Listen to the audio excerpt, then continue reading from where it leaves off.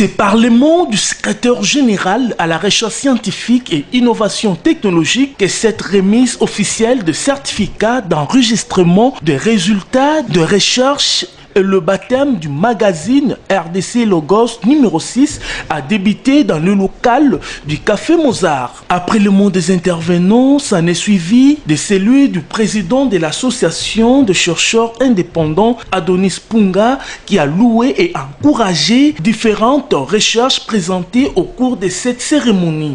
En tant que président national, j'ai de très bonnes impressions avec cette organisation qui met en valeur le produit de recherche de Congolais. Parce que dans l'opinion, parfois l'opinion pense que les chercheurs ne travaillent pas. Et qu'au Congo, il n'y a pas d'innovation, il n'y a pas d'inventeurs. Le problème, c'est que nous avons des génies au Congo, mais qui ne sont pas valorisés.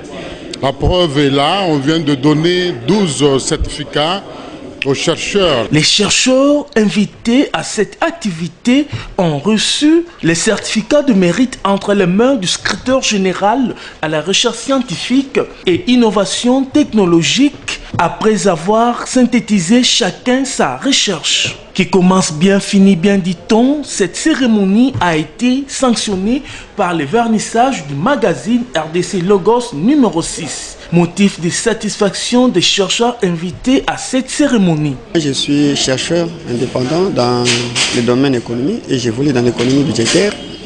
Je venais de publier un ouvrage intitulé « Les budgets pour gouverner les entreprises ». C'est cet ouvrage qui vient d'être certifié aujourd'hui. Nous avions fait des recherches parce qu'on s'est rendu compte que le budget pose problème.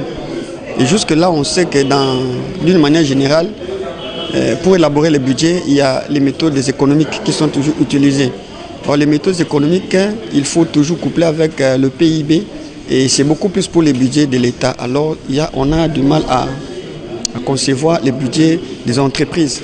Ce qui fait que nous avions mené des études approfondies pour pouvoir mettre en place une méthode. Nous avions appelé cela la méthode de OAS. Cette méthode permet à ce qu'on puisse élaborer le budget, piloter, même évaluer le budget.